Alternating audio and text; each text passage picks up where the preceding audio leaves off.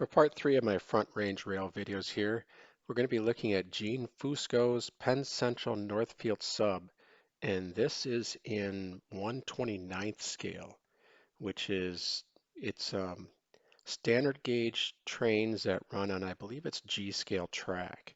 I'm not very familiar with it. All I know is it's very big and very cool. This is probably one of the most unusual layouts I've been to. This is in Gene's backyard. It occupies about 2.5 acres, and the staging yard is in his lower level of his house, and the dispatcher's desk is in his garage. And we'll kind of take a look at how all this lays out.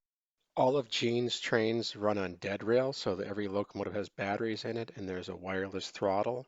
We also used radio headsets and a kind of a really cool wireless fast clock that you'd carry around, and you could press this button and get a readout of what the current time is, and you could use that time to follow the timetables or give dispatchers notice of where you are and what time it is.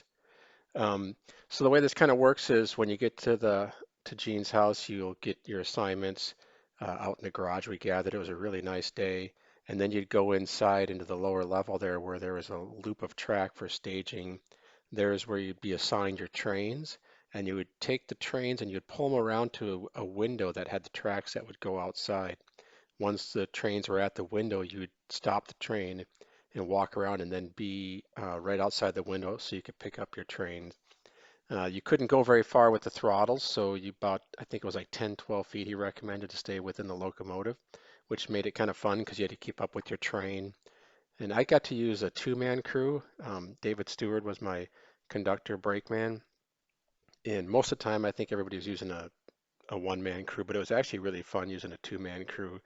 I got to run 2 trains. The first train was a commuter train, which was just a RDC car, but that helped me see the layout of the tracks and kind of get used to the towns. My second was a kind of a coal job that would go around and actually pick up empty coal hoppers at industries, and then I had to make a run up to the mine to spot the empties for the mine to load uh, coal back into. And that was the extent of the entire time. It took a long time to walk around the property. The property is on a slight slope, and Gene had to actually measure the land and kind of plan out the grade to maintain a reasonable grade across the property. There is a coal branch that goes up to his front porch that has kind of almost like a back and forth type uh, track. It's not really a switchback, it just goes from loop to loop to loop to gain elevation to get around to the front porch. And you'll see how that all lays out here. I have a track plan we can take a look at before we kind of get started.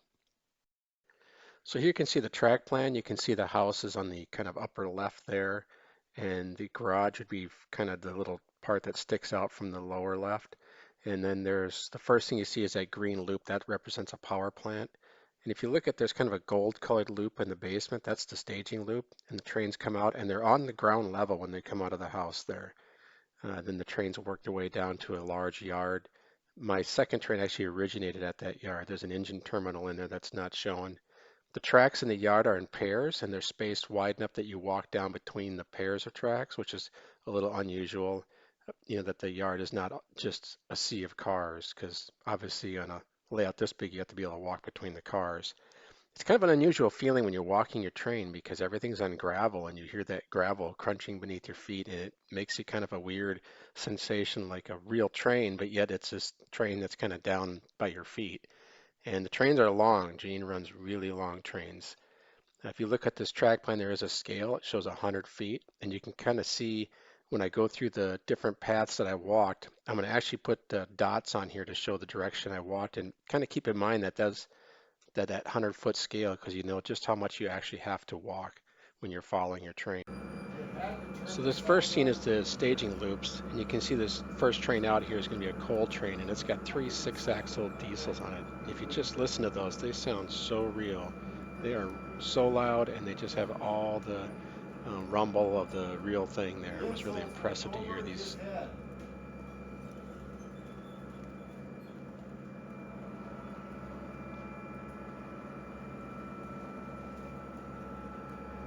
You can see he's pulling around to the window there where you'll walk outside to pick up the train. So as we take a look at my first train, it's a commuter train. The power was a single RDC car. And if you look at this map here, you can see the star. That's where the dispatcher was. So that's where I picked up my orders, and I brought my RDC over to the window when I was inside of the staging loop. And then I walked the dotted line there coming out of the garage. I had to go around the power plant and then kind of up a small slope in the yard there where I picked up my RDC on the outside. Then I followed it along the black lines there, which is a double track main, and I came around to the right to the first station at Chester. You can see I have a star there. So here I am leaving the Chester Depot, and this is actually the first chance I got to really look over the layout here to kind of see where I was going. It's one thing to see it on a plan, but when you're really out in the backyard, it's a little different looking here. So here's my route. Once I leave the Chester Depot, I'm going to go around to the depot at Westport and then Maple Ferry. Then I'm going to stop at the quarry, then Little Falls, which is where I cut across the tracks. And then I walked around the paper mill, made my way up to Northfield. And from Northfield, then I returned back to the staging yard. And once again, look at that scale of 100 feet, and you can see just how far I had to walk. So here I am leaving the Maple Ferry Depot, which is some stone blocks piled up there. You get to look at how the roadbed is done. It's a metal edging, like a landscape edging, and it's filled with gravel, and the gravel is what supports the tracks. I believe the tracks are free to move around in the gravel a little bit, but I'm not exactly sure, a lot on how the construction is. This is us approaching the town of Mopar, which is a stamping plant. If you look at this bridge here, this bridge is actually here for a reason. This is one of the lower parts of the loop here, and the water from the yard actually has to drain out through that bridge. And here I am kind of looking over the layout, and you can kind of see how big it is. There you can see the yard up there where the yard crew is working, and there's a picnic table to sit while you're picking up trains or waiting for the yard to switch your train out. Here's a freight. It's coming in out of staging into the yard, going across another bridge that serves the purpose of draining the yard from the front there. Here was another commuter train. This was powered by a single Jeep and two commuter cars. It's making its way back up to staging. Here you can see the yard here with the picnic table and the train orders there. It's nice to get under the umbrella there. It was hot and sunny that day, as you can tell by the people wearing shorts. One of the neat things is the way they throw the turnouts here. You can see the yard operator has a stick. It has a square end on it, which he inserts into a socket into the ground throw there and turns it 90 degrees, which throws the turnout. It saves from a lot of bending over. On the other side of the stick, there's a point that acts as a uncoupling tool, and you can just uncouple it just like you would an HO scale coupler. Here is a coal train. This train is coming off the branch line. There's a mine up there on the front patio, on the front porch. And we'll take a look at that later. I'll actually run a train up there. So here's that coal train coming into the yard. You can see the tracks in pairs down there where the yard is. A couple of things that are unusual about operating outside is that you have wind, and you'll hear that later on. The wind picked up a little bit. You'll see the effects of the wind too on some of the cars. And then you have your various grasshoppers, and you have the cars driving by outside, and birds, and the neighbor's cat.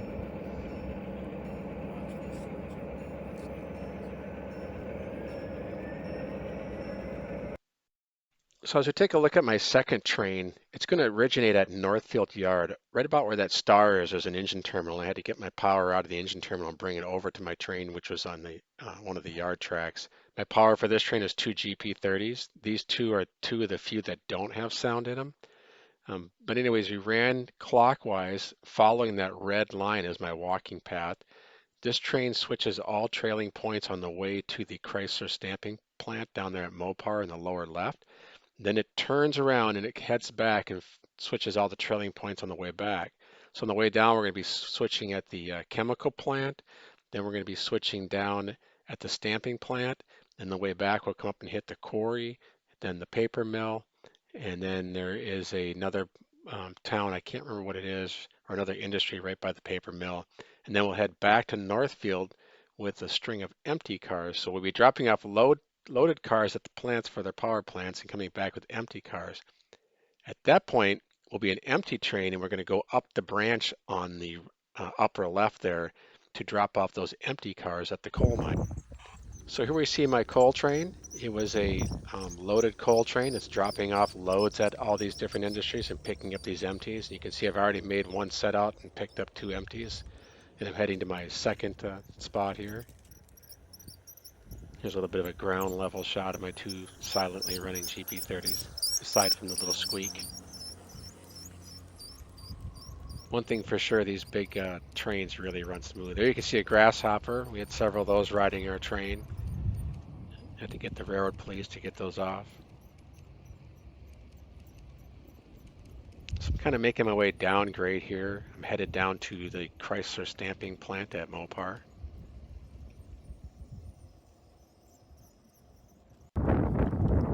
So I was down there, made my move at Mopar, reversed my train. I came back up here by the chemical plant and the paper mill, and I'm waiting for this local to go by. Now the train above here with the GE in it, that's another crew that's working some of the other other industries up there.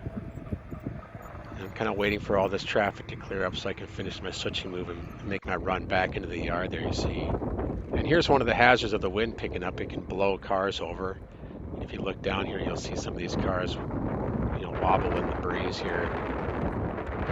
A few of them actually will tip over like that one right there, lean over. Yeah, it popped itself back up. So here I had to wait for this passenger train to come through, and boy, if you look at this passenger train with these 2 E-units on it and all the 86-foot passenger cars, this is one long train. Each one of those passenger cars is about 3 feet long, actual length.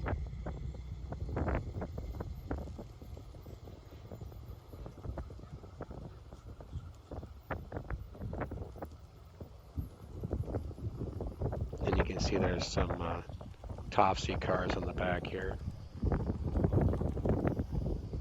So once this train clears, I got the right of way to move into the yard. So after leaving Northfield Yard, I proceeded to Aspen Junction, where I took the branch line, which is the blue line. You can see my walking path in blue there. Now this first part of this line has to kind of switch back and forth. They're making these loops to gain elevation to get up next to the house so that it can make its way around to the front porch.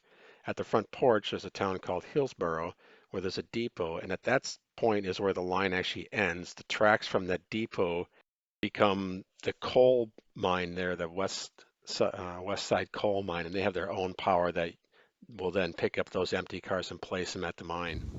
So you can see I've already entered the branch line. I've crossed this long bridge here, and I'm going to start making my way up the grade here. You can see this is the first of the lower loops there. This entire layout was actually plotted, out in the yard to manage the grades. So they kind of had to survey the land there and figure out how to keep the grades reasonable. So you can see I've made my way around that first loop. It's funny how these big locomotives, they just don't even really care about many leaves on the track. They just go right over them, push them out of their way. Here you can see we've reached the top there in the front porch, and that's David Stewart, my brakeman. He's waiting for the locomotives to pass. And one of the rules is you cannot step over any of the trains. You have to wait until the tracks are clear so you don't accidentally drag your foot across the train and knock something over. So he's throwing my turnout there so I can get my caboose, and we're going to run light back down to the yard there that's where we'll tie up, and that's where the session will actually end. I had a flight to catch, so I couldn't stay for the end of the session. The way the session actually ends is all the crews go out and they just take sets of locomotives and picks up all the cars at all the sidings and bring them back into the staging loops. You can see my last shot here as we go across this really nice bridge and these beautiful Jeep 30s. So that's really all the videos I was able to take on this layout. It was really fun to operate as a unique, one-of-a-kind experience, and I just want to thank Gene for having us over there and having us lay out part of the tour. And I actually want to thank all the layout owners. I had a great time there. Special thanks to David Stewart for the invitation and to be such a great host. So thanks for watching all these videos. I hope you enjoyed them, and thanks for watching the channel.